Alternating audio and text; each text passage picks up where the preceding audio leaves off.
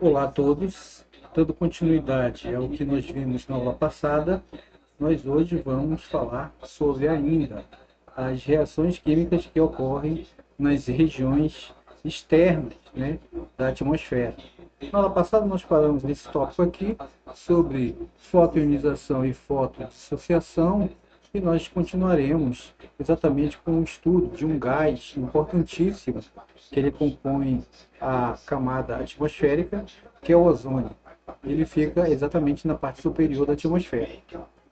O ozônio absorve fótons com comprimento de onda da ordem de 240 a 310 nanômetros e a maior parte desse gás está presente na estratosfera, onde obtém uma concentração máxima a uma altitude de até 20 quilômetros.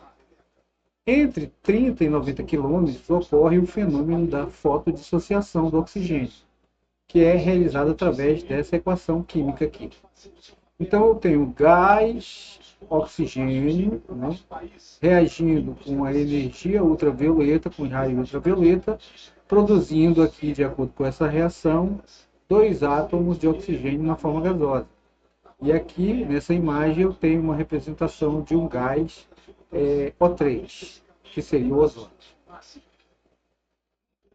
Ainda sobre o ozônio na parte superior da atmosfera, os átomos de oxigênio podem colidir com moléculas de oxigênio para formar esse ozônio em excesso de energia.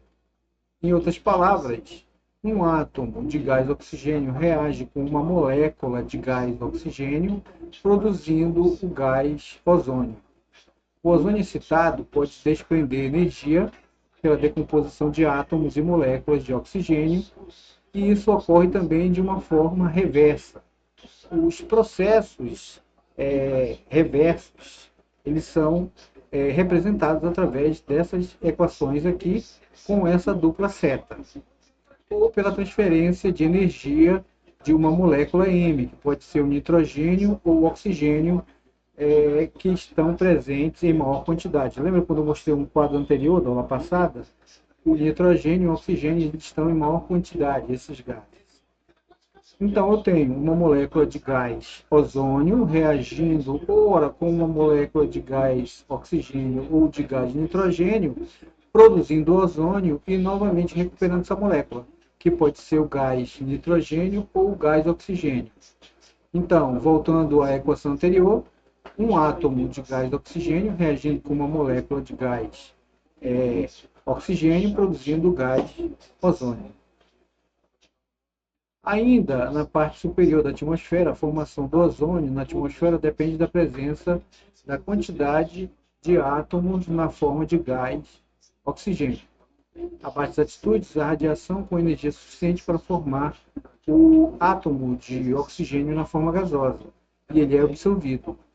A liberação da energia que envolve esse processo do gás ozônio depende das colisões, ou seja, depende da quantidade, em outras palavras, da concentração de gás ozônio, gás oxigênio e também do átomo na forma gasosa do oxigênio, as quais geralmente ocorrem abaixo da altitude.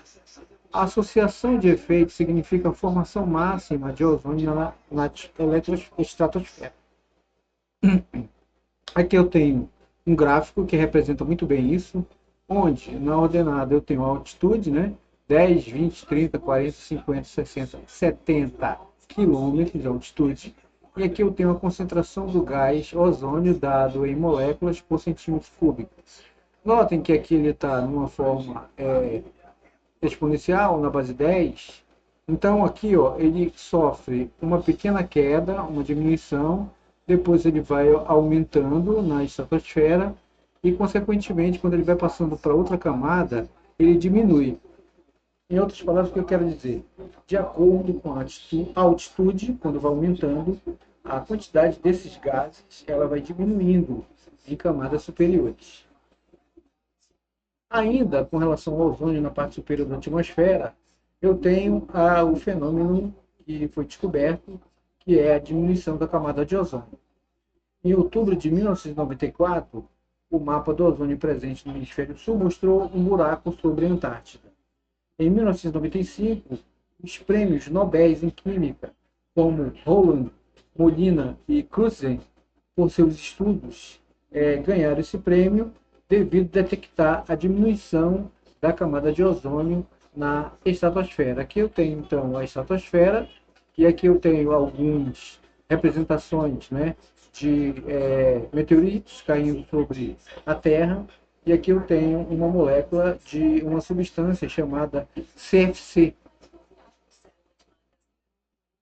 Então, ainda com relação à diminuição da camada de ozônio, em 74, Rowland e Molina mostraram que o cloro, dos clorofluorocarbonos, os CF6, que são esses compostos, destrói a camada de ozônio, catalisando a formação do ClO e do O2.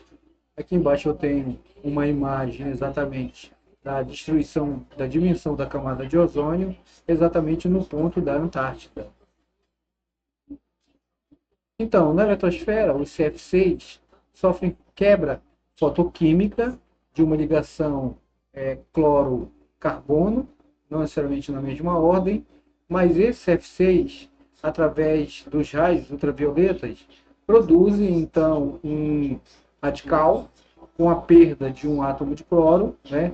Isso ocorre mais ou menos a 30 km da atmosfera, e, consequentemente, esse cloro reage com o gás ozônio, produzindo exatamente a substância ClO e o gás oxigênio, ou seja, reduzindo a sua quantidade, transformando em outro gás.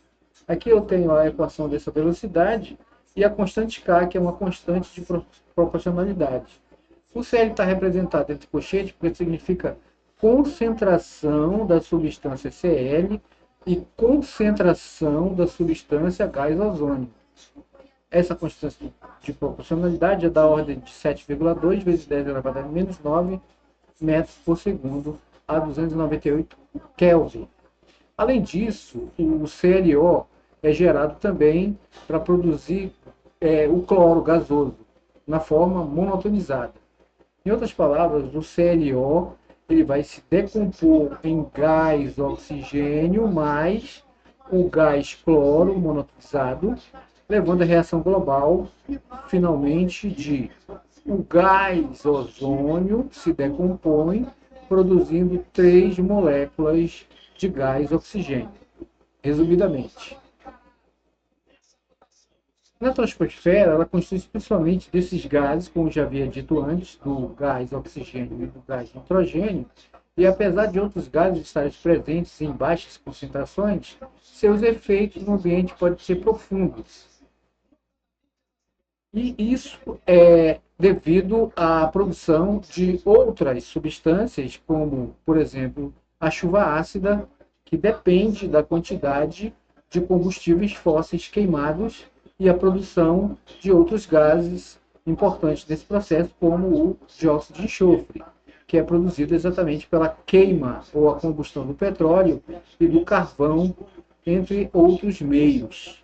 Aqui, nesse quadro, nessa imagem, eu tenho uma representação da molécula do SO2, onde ao centro eu tenho o enxofre e nas extremidades eu tenho os átomos de oxigênio ligados.